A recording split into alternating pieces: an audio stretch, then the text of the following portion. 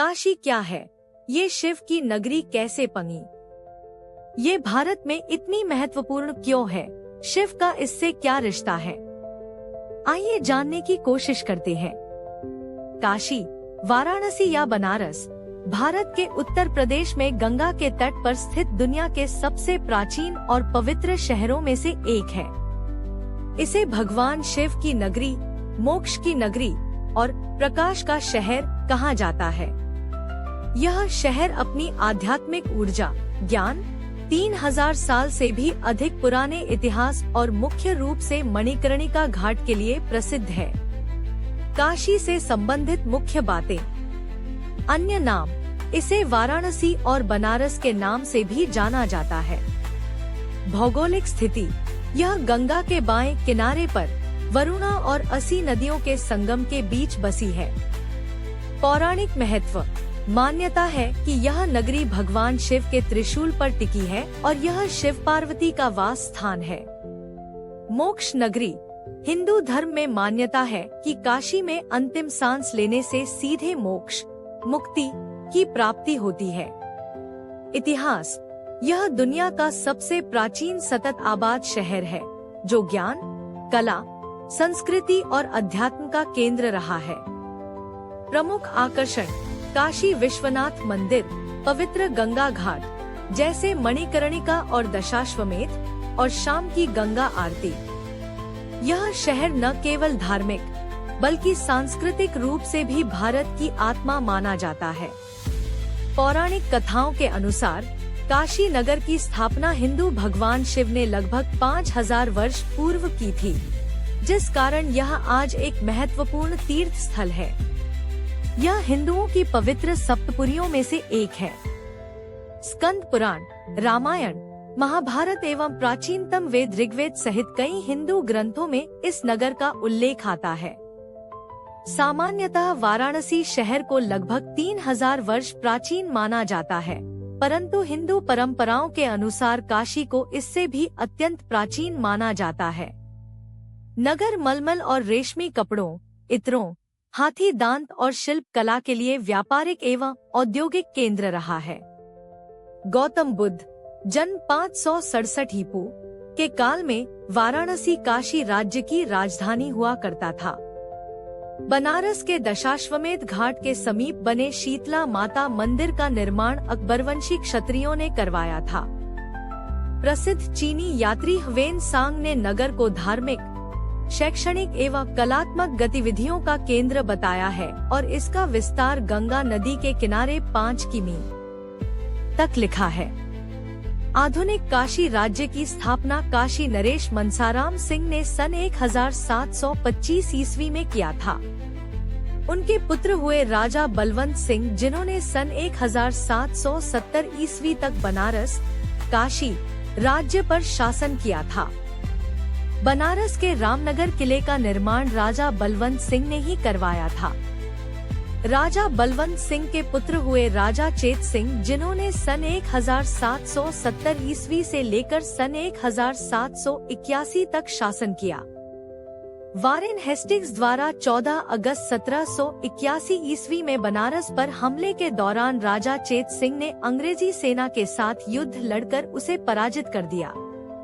Warren Hastings को अपनी जान बचाने के लिए स्त्री भेष धारण करके रात के अंधेरे में बनारस से भागना पड़ा था। वारेन हेस्टिंग्स ने अतिरिक्त सैनिक मंगवाकर काशी पर दोबारा हमला किया, जिसमें राजा चेत सिंह पराजित हो गए और उन्हें बनारस से बाहर जाना पड़ा। महाभारत काल में काशी भारत के समृद्ध जनपदों में से एक था। महाभारत में वर्णित एक कथा के अनुसार एक स्वयंवर में पांडवों और कौरवों के पितामह भीष्म ने काशी नरेश की 3 पुत्रियों अंबा, अंबिका और अंबालिका का अपहरण किया था। इस अपहरण के परिणामस्वरूप काशी और हस्तिनापुर की शत्रुता हो गई। कर्ण ने भी दुर्योधन के लिए काशी राजकुमारी का बलपूर्वक अपहरण किया था, जिस कारण काशी नरेश महाभारत के युद्ध में पांडवों की तरफ से लड़े थे। कालांतर में गंगा की बाढ़ ने हस्तिनापुर को डुबा दिया। तब पांडवों के वंशज वर्तमान इलाहाबाद जिले में यमुना किनारे कौशाम्बी में नई राजधानी बनाकर बस गए। उनका राज्य वत्स कहलाया और काशी पर वत्स का अधिकार हो गया। उत्तर वैदिक काल। इसके बाद ब्रह्मदत्त नाम के राजकुल का काशी पर अधिकार हुआ। उस कुल में बड़े पंडित शासक हुए और ज्ञान तथा पांडित्य ब्राह्मणों से क्षत्रियों के पास पहुंच गई थी। इनके समकालीन पंजाब में केकय राजकुल में राजा अश्वपति था। तभी गंगायमुना के दोआब में राज करने वाले पांचालों में राजा प्रवाहन जैवली ने भी अपने ज्ञान का डंका बजाया था। इसी काल में जनकपुर मिथिला में विदेहों के शासक जनक हुए, जिनके दरबार में याज्ञवल्क्य जैसे ज्ञानी महर्षि और गार्गी जैसी पंडिता नारियां शास्त्रार्थ करती थी। इनके समकालीन काशी राज्य का राजा अजातशत्रु हुआ। यह आत्मा और परमात्मा के ज्ञान में अनुपम था। ब्रह्मा और जीवन के संबंध पर, जन्म और मृत्यु पर, लोक परलोक पर तब देश में विचार हो रहे थे। इन विचारों को उपनिषद कहते हैं।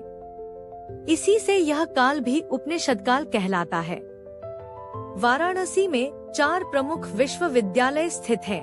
Banaras Hindu Vishwavidyalaya, Mahatma Gandhi Kashi Vidyapith, central institute of higher Tibetan studies तथा संपूर्णानंद संस्कृत विश्वविद्यालय।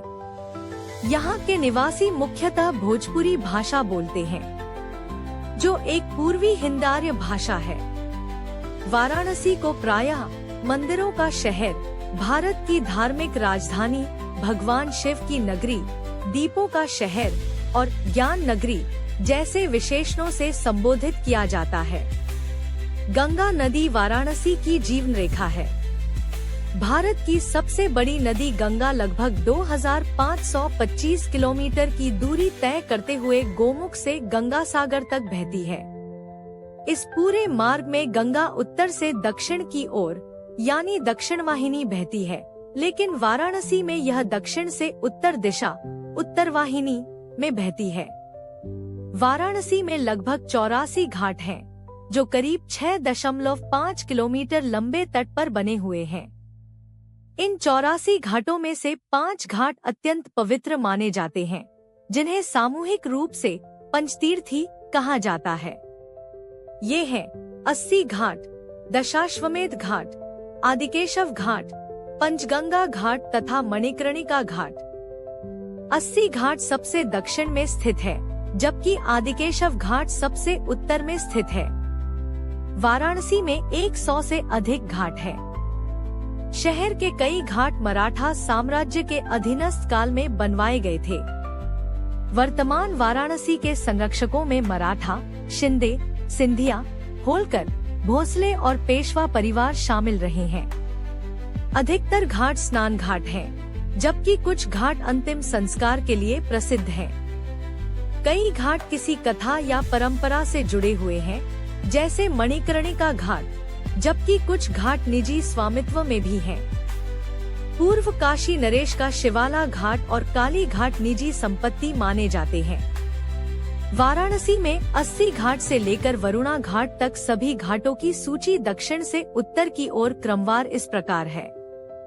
80 घाट: गुलरिया घाट, पांडेय घाट, मीरा घाट, बूंदी परकोटा घाट, गंगामहल घाट, दंडी घाट, ललिता घाट, शीतला घाट, रीवा घाट, हनुमान घाट, मणिकर्णिका घाट, लाल घाट, तुलसी घाट, प्राचीन हनुमान घाट। इसी प्रकार अन्य घाट भी क्रमवार स्थित हैं।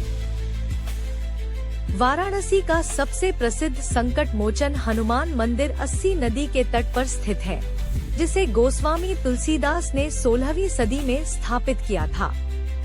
यहाँ हनुमान जी जागृत अवस्था में माने जाते हैं और उन्हें संकट काटने वाला संकट मोचन कहा जाता है, जहाँ मन्नतें पूरी होने की मान्यता है।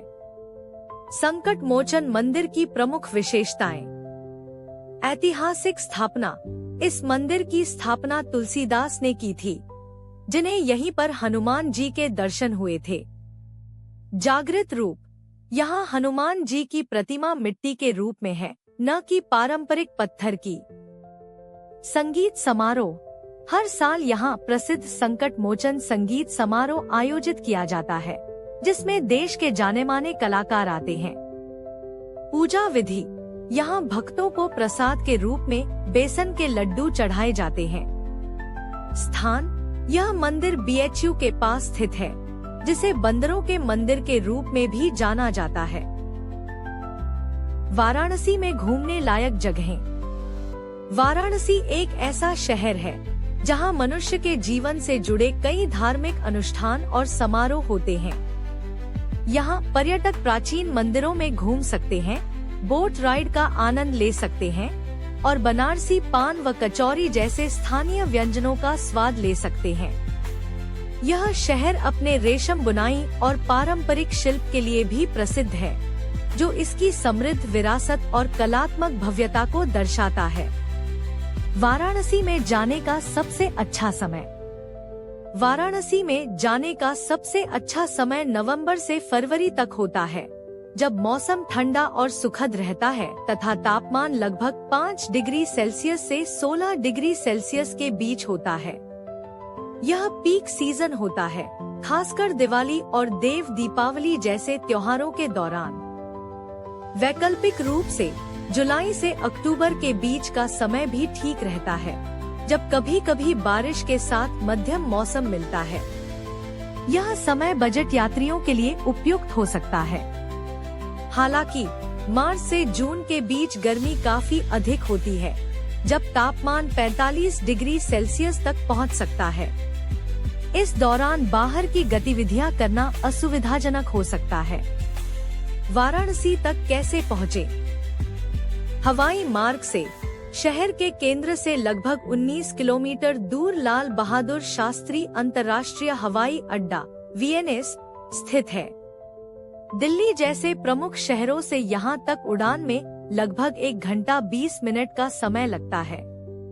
रेल मार्ग से Varanasi junction railway station Bharat के कई प्रमुख शहरों से अच्छी तरह जुड़ा हुआ है।